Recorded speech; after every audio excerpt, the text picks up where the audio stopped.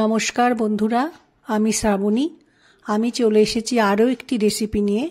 চলো রেসিপিটি তাহলে একবার দেখে নিই। আজ তোমাদের সাথে শেয়ার করব মুসুরির ডালের বড়ার রেসিপি।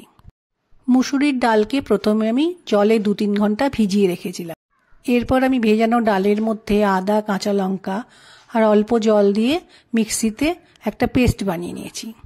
এবার এই ডালের মধ্যে আমি নুন দিলাম এবং হলুদ দিলাম, দিয়ে নুন হলুদটাকে খুব ভালো করে একটু মিশিয়ে নেব।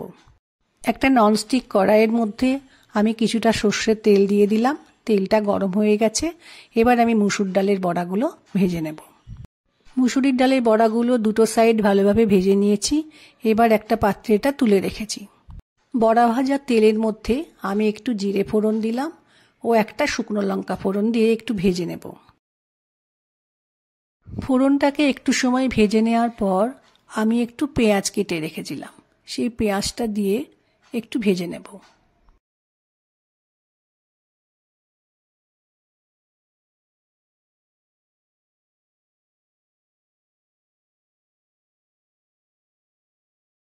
কিছুটা সময় পেঁয়াজটা ভেজে নিয়েছি, কালারটা চেঞ্জ হয়ে গেছে। এই সময় আমি একটু আলু কেটে রেখেছিলাম, এই আলুটা দিয়ে একটু ভেজে নেব।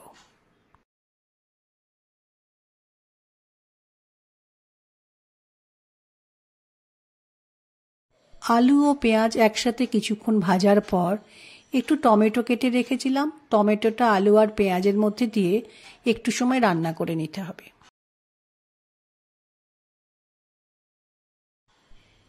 এবার আমি এর মধ্যে একটু হলুদ দিলাম, পরিমাণ মতো নুন দিলাম, জিরে গুঁড়ো দিলাম 1 চামচ, ধনে গুঁড়ো দিলাম 1 চামচ, ঝালের জন্য একটু লঙ্কা গুঁড়ো দিলাম ও একটু আদা গ্রেট করে রেখেছিলাম, সেটাও এর মধ্যে দিয়ে দিলাম। এরপর আমি একটু জল দিলাম যাতে মশলাগুলো পুড়ে না যায়, দিয়ে একটু ভালো করে কষিয়ে নিতে হবে। কিছুটা সময় মশলা দিয়ে কষানোর পর খুব সুন্দরভাবে কষানো হয়ে গেছে এবং একটা কালার এসছে খুব সুন্দর।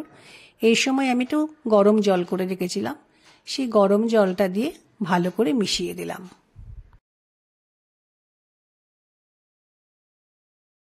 জলটা দেওয়ার পর যখন তরকারিটা ফুটবে সে সময় আমি গ্যাসের ফ্লেমকে লো করে রেখে একটা ঢাকা দিয়ে রাখবো যাতে আলুগুলো তাড়াতাড়ি সেদ্ধ হয়। মিনিট 5 রান্নাটা করে নেওয়ার পর ঢাকাটা সরিয়ে দেখলাম আলু সেদ্ধ হয়ে গেছে। এরপর আমি এই তরকারির মধ্যে একটু চিনি দেব ও একটু গরম মশলা দেব, দিয়ে খুব ভালো করে মিশিয়ে নেব। চিনি ও গরম মশলা ভালো করে মিশিয়ে নেওয়ার পর ভেজে রাখা মুসুর ডালের বড়াগুলো আলুর তরকারির মধ্যে দিয়ে আবারও ভালো করে মিশিয়ে নেব। বড়াগুলো মেশানোর পর মিনিট 2 গ্যাসের ফ্লেমকে লো করে একটু ফুটতে দিতে হবে। তৈরি হয়ে গেল আমার মুসুর ডালের বড়া রেসিপি। ভিডিওটি ভালো লাগলে লাইক, শেয়ার ও সাবস্ক্রাইব করো। ভিডিওটি দেখার জন্য ধন্যবাদ। আজ ভিডিওটা এখানেই শেষ করছি। ফিরে আসছি আরেকটি রেসিপি নিয়ে।